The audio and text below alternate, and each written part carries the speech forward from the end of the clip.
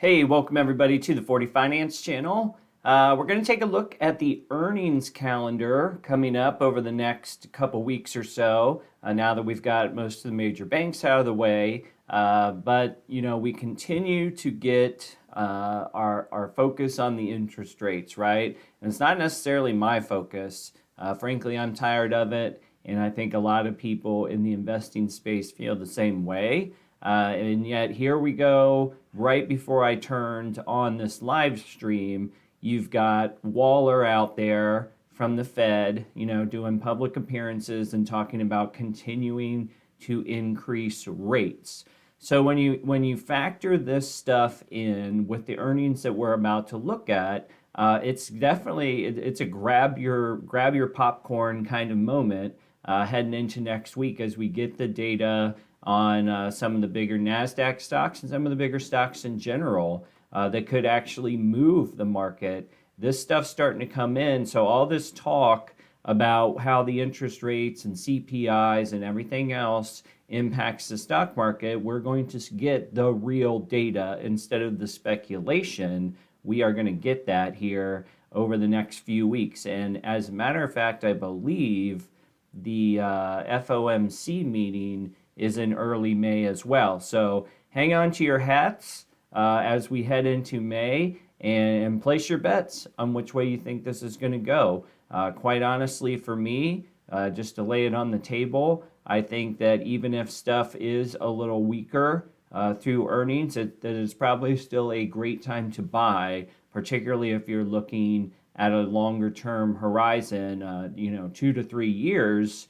We're going to come out of this, and if you have your eyes on stocks that you've seen have come down and could potentially take another leg down into these earnings season, then you have to think about the opportunity in front of you if you can buy and hold for the long term. Now, as far as earnings go, like I said, I'm sick of interest rates, so let's try to do something a little bit more productive. We're on here at Seeking Alpha. I'm going to use their earnings calendar. They got a lot of great data on here. By the way, if you're interested in signing up for Seeking Alpha, in the comments or in the description, $99 for 12 full months of Seeking Alpha. Potentially support my channel as well, which I appreciate. So take a look at that if you like what you see here. We are in April on their earnings calendar, obviously. And next week, as you can see, is the 16th. So, if you're not super familiar with how the earnings roll out, typically you get all the big banks is what we had here in the week of April 10th. And once we get them out of the way, we start to get into the bigger, larger market cap companies.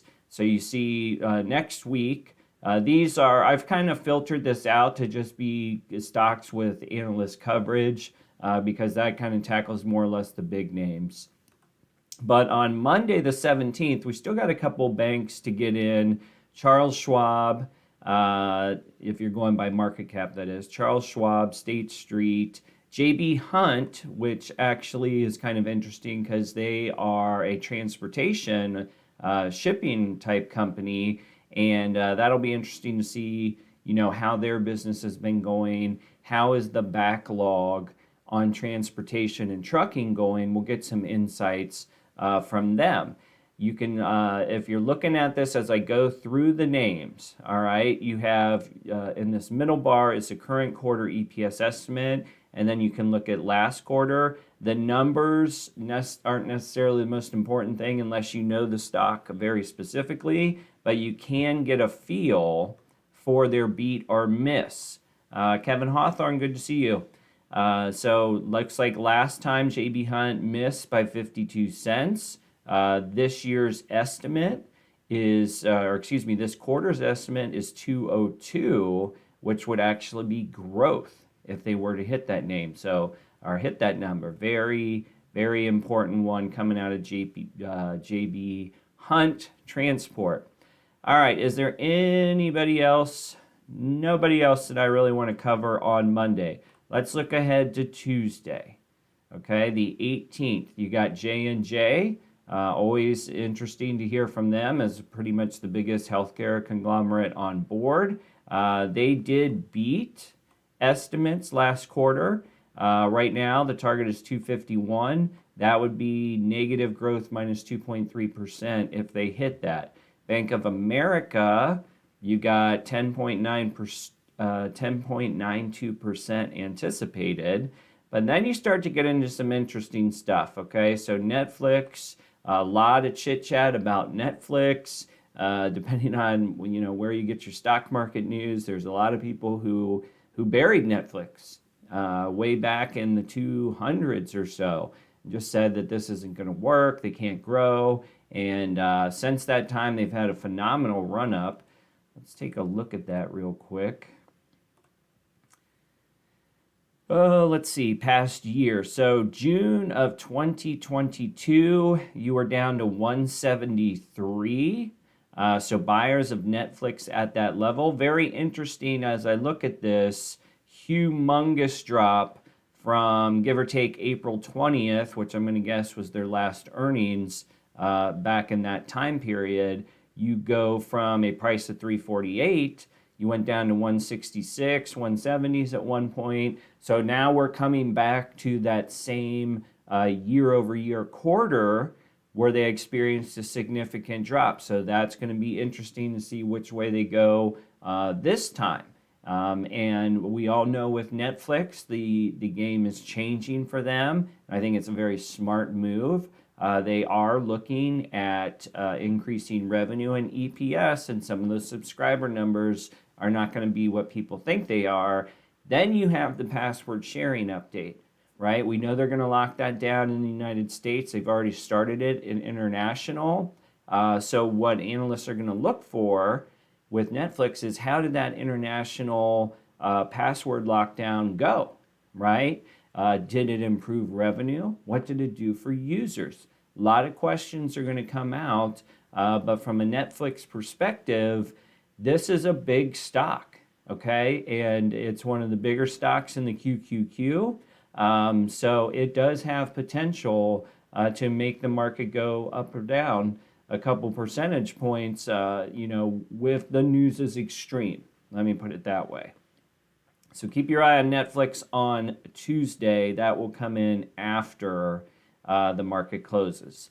Lockheed Martin, right now, they beat last quarter. This quarter, at least projected, they're supposed to be down 2% year over year. Goldman Sachs is in there. Intuitive Surgical, this is a wildly followed company that I believe they do the robot surgery, or they provide the robot arms and stuff that do surgeries. They missed by a couple pennies last time. However, this quarter, the anticipation is that at $1.19, they would grow earnings by about 10%. Skipping banks, who else do we have? That looks to be the big one on Tuesday. For me personally, it's Netflix, particularly with my interest in the QQQ. Let's get into Wednesday. And all eyes on Wednesday, of course, will be Tesla. And last quarter, they beat by 8 cents. Interesting to see that their average estimate of 85 cents this quarter is actually lower than last quarter's results. However, it'd still be a 13.3% increase year over year. So perhaps this, what would be Q1, is there must be additional expenses in that quarter that they would actually lose a little bit on the progress they made last quarter. ASML, so if you want to follow what could be big semiconductor news, ASML is right in the thick of that. They were able to beat last quarter, and if they hit 459, they'll be over 100% year over year on the EPS line, which of course is substantial. Lam Research, same deal. That's going to contribute to semiconductors. It does look like last quarter they hit, but this quarter, from a year over year perspective, is actually down. So you put these two combined, ASML and Lam Research, you're going to have a pretty good feel, at least sentiment-wise, for how the rest of the semis are going to come in over this time period. Las Vegas Sands could be interesting from a travel standpoint. Discover, there'll be a lot of eyes on the Discover report, even though they're not as big as Visa, MasterCard. At the same token, any insights you can get on how the consumer is spending and what they're using, that's where people are going to be paying attention to. And you get something similar with Synchrony Financial. They actually hit last quarter, but they are looking at a year-over-year decline in earnings reported for this current quarter if they get to $1.51. So I would say Discover and Synchrony combined will give you some sentiment or feel for where Visa, MasterCard are headed. All right, April 20th, that's Thursday. TSM, so big week for semiconductors. TSM, of course, is the leader. And a lot of times outside of their financial reports, they will also do indicators on their order volume for certain sizes and types of semiconductors. And that leads a lot of analysts to kind of make insinuations, if you will, on the same kind of products as like Apple phones, Samsung, etc. In addition, we'll get American Express. So credit cards will be pretty, we'll have a real good guess on credit cards by the time you're done on Thursday. Anyone else on here? Nucor, Genuine Parts. Let me just make sure I'm not missing anybody. Those are the big ones. Alaska Air, I don't know. AutoNation, I don't think a lot of people can tell exactly where the used car market or car market is headed. I think, we've seen some weakness perhaps in the first quarter, but maybe AutoNation data combined with the Tesla data will give us a good comprehension there. Friday, these are all going to be before, or most of them are before earnings. Procter & Gamble. So if you're a consumer staples fan, obviously they are the name in consumer staples. So it'll be interesting to see, are people still purchasing Tide, for example, as opposed to generic counterparts? How does that year over year look? Right now, their year over year for this quarter would be a 2.29% growth on the EPS line.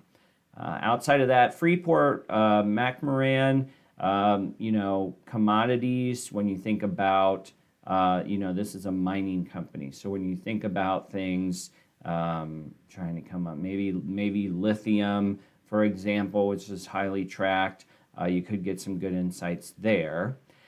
And then that's probably it on Friday. Fridays aren't big ones. SAP maybe doesn't particularly interest me.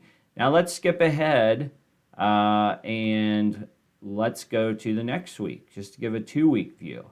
April 24th. Now we're talking Coca-Cola, all right?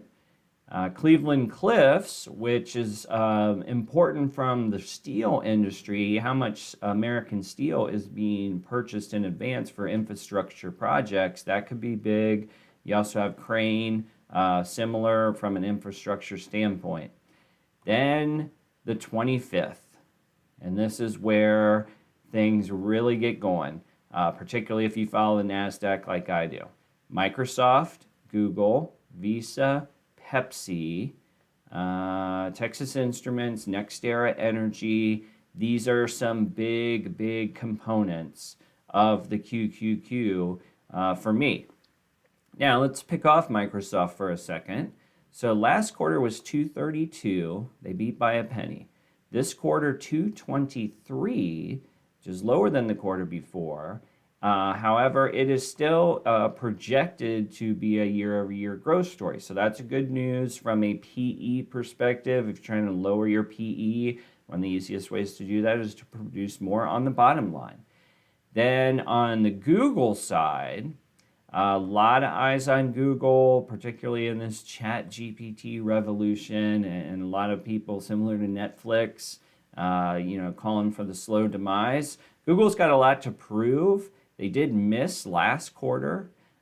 This quarter, if they hit $1.07, they will still be down 16% year over year. So it's going to be an interesting quarter for Google, particularly as they look out into the upcoming months. The advertising market in general has been very, very soft going back to maybe September or so. So when we hear from companies like Google, it gives us a feel for the advertising market and the big players that come into it. So that will set the bar. Google will set the bar for anything ad tech. So if you think about Magnite, which is a stock that I own, PubMatic, all these little like ad tech players, they will be highly influenced by Google's results. Visa, which is pretty much the gold standard in terms of payment companies. You had 218 last quarter. They did beat by 17 cents. This quarter, they're looking at $1.98. That would be 20% growth. Visa has done very well over, let's just call it the past 3-ish quarters. Now that COVID has subsided, it's all about cross-border transactions. And I don't remember what the state is in China, but I believe they have been significantly opened up in terms of travelers and tourism, both in and out. Huge boom for Visa. We also have the European nations. If you're talking about traveling in or out, that's a huge boom for Visa. I anticipate that Visa would have a good quarter simply because of those concepts. McDonald's.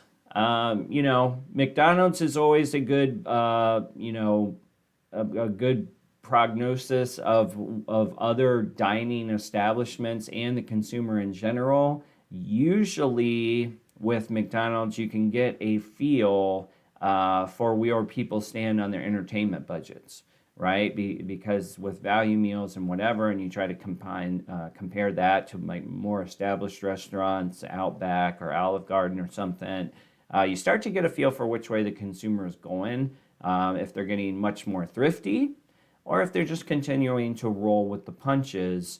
And there's a lot of debate with that in the market. McDonald's could settle some of it.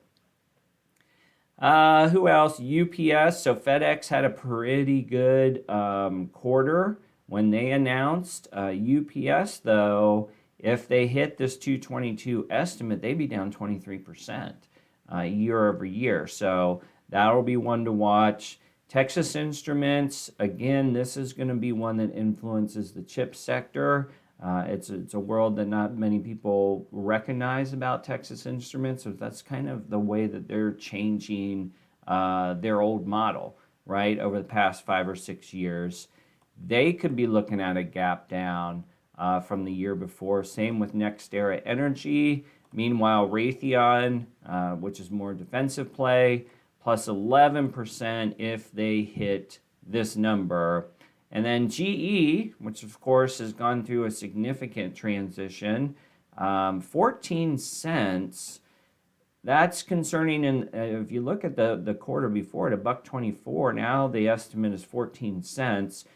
There could be a million reasons for that gap down there. But you probably have to dig into all the little business models that they've sold off and how they're kind of streamlining things. So I don't know if that's good or bad news, but from a top level perspective, it's down 40% year over year. So that is the 25th and the 26th. If this loads here, we got a lot more big dogs coming in. Meta, Boeing, American Tower, ServiceNow, ADP. I'm just going to go through these quickly. Waste Management, which is, oftentimes considered one of the safest stocks you can buy because we keep making trash in everything we do. 27th, you got Amazon. A lot of discussion in the Amazon world, which way it's going. They have a lot to do to get their EPS back in line, and they've made supposedly a lot of cost adjustments. We'll see if that can take root starting this quarter. They finally eked out a positive last quarter at 3 cents. If they do hit this 22 cents, while it's down year over year, it is going to look like progress in many people's eyes. MasterCard, just as important as Visa, they pretty much influence each other on results. So if you get a good word out of Visa, I would anticipate the MasterCard will be just fine. A couple drug stocks, T-Mobile. So the good thing about T-Mobile is you do get some insight on consumer phone purchases and how that market is. So that could influence what we expect to see from Apple at some point. We'll also get that data from Google a little bit too. And then, Caterpillar's had, or I should say John Deere had a really strong quarter. Can Caterpillar compete as well? So that's into Thursday. And then on the 28th pre-market, to wrap up our 2-week view, you have some gas companies. Exxon, Chevron coming in. That will set that market. It'll be interesting to hear how they see some of the pullback in suppliers that are going on. And probably more importantly, from the Exxon and Chevron point of view, is the exploration and potentially spinning up new refineries.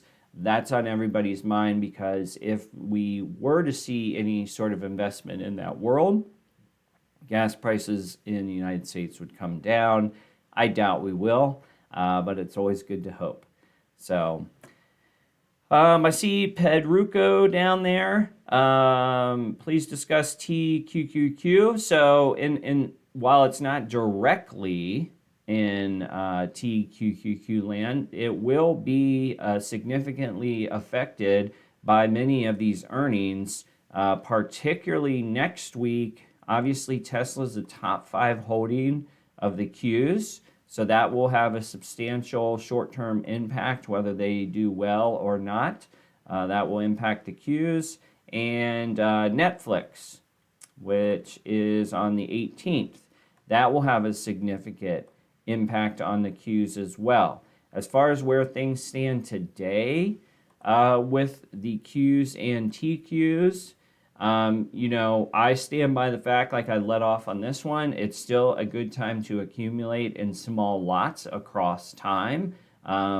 If you're buying the Qs today because you need to make money by next, let's just say Friday for fun, this, I probably wouldn't pick it, right? Because there's just too much uncertainty into the next couple weeks with earnings. However, if you're purchasing today to hopefully be green by, let's just call it February of 2024, then I would feel much better about it. I think the second half of the year is stacking up pretty good.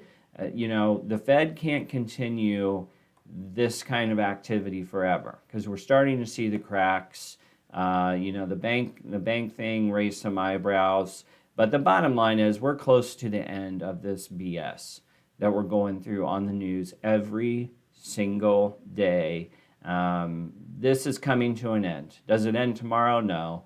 Does it end after the next meeting for FOMC in May? Maybe. Hard to say, but I would definitely say that by September or so, we'll be done talking about these Fed interest rate increases. That's just my projection. But if you take the TQs and you look at this thing from year to date, and you're up, if you bought on day one, you're up 59%. Realistically at 2701, where could it go? And I don't look necessarily at the momentum signs. It does have good momentum right now. You can see 1 month, 6 month. There's a lot of positive signs. If we scroll down on Seeking Alpha, we go to the 200-day simple moving average. You're well above it at 13%. I say well above, but this can change in a heartbeat. And 24.24 is your line right now to stay above it. I still think you are in just an unpredictable time. But as far as it goes for me, I'll tell you that if we were to see the earnings cycle depress the QQQs and subsequently the TQQQs, then I think it's definitely time to buy into that weakness, small lots across time. It's the only way you're going to win in this particular environment over the next 12 months is small lots across time. My goal on the regular Qs is to get to 100 shares so that I can sell options against it. And on the TQs, I have over 200 shares. And for that, I just need to get back to much closer to par, which for me is in that $38 range. And that could take a while. It would have to be, the way the TQs work, it would have to be an epic upward move to get there. So you would probably need the regular Qs to get to 335, 340 in a relatively direct line. So the type of things that could influence that, I don't think earnings could do that. I think that too many companies in this atmosphere are going to be like 50-50 on their final earnings. And so with that, you're back to the interest rate bear. And now if they come out and pause interest rates, not necessarily cut them, but pause them, you could see an epic run up to maybe 320, 325 in the Qs. I don't know if that would get me to par or not on the TQs. It'd be hard to tell, but if it did, then I would not sell my shares. I'd be much more likely to sell the calls and see how the rest of the year shakes out. All right, so that's a quick overview of earnings over the next couple weeks and a couple other questions in there as well. I hope everybody's doing well. Have a great week. Don't forget to check out that Seeking Alpha special offer down there in the comments section, and we will see you on the next video.